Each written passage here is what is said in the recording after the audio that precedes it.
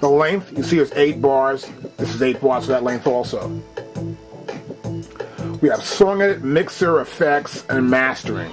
I'm going to start off with the mastering. We can go to mastering right here. And we press mastering. We can see some user preset that has hip hop right here. See, that's a hip hop set. I can press F2 and give it a techno mastering feel or breakbeat feel here. Or go to user and make my own settings. So, or I can close this window. If I make a user setting right here, for example, the best way to maneuver around here is to use the cursor. So move our cursor up and see it move here into the high, right? So, on our mastering we have knobs. And we'll show you that next. Alright, so here, when we're using mastering, we have this section here we're working from. We got our high, our mid, and our low band. So we can travel between the 3 different sets, high, mid, and low. We have this compression ratio working on, which is like somewhat a compressor for each high, mid, and low, to either boost it or to eliminate some sort of attack K or the threshold or ratio to compression and a level that we have.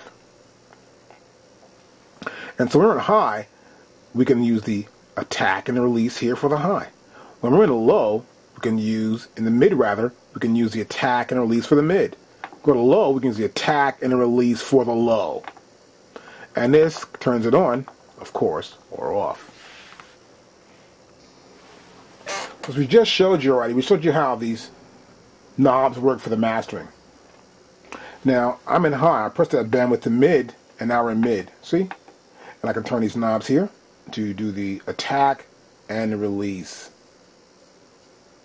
Now the other section here, where we have our threshold, our ratio, and our levels, we can use the data wheel for that. And we move the cursor to move back and forth.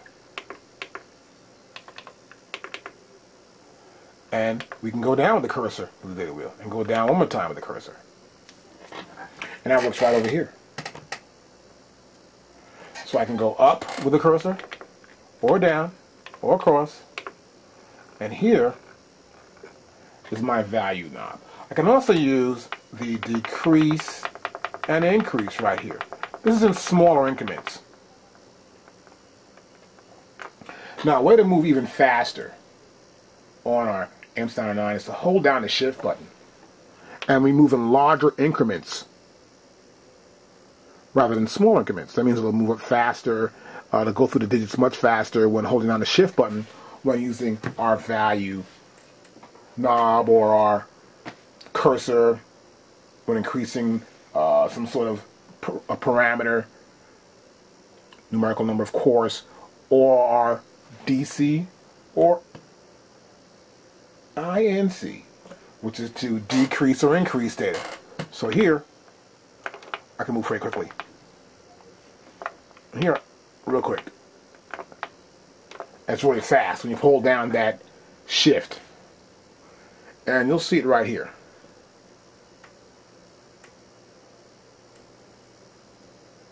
Now here, for example,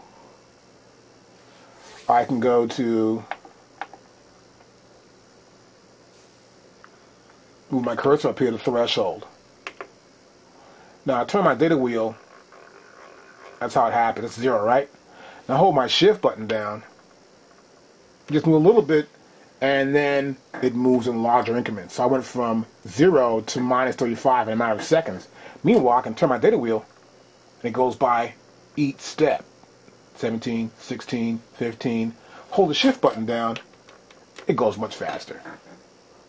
That's a faster way to go, even up to some sort of parameters faster or slower. Hold the shift button down and turn your value knob or your increase or decrease buttons, and you're good to go. Let's spend some more of the control section here. We also have our exit. So I can exit my mastering mode and get back to where I'm at. I can also enter data from right there also. I can also write information. I can write a value. This is our mode section right here. I can go from song to pattern to patch or sample.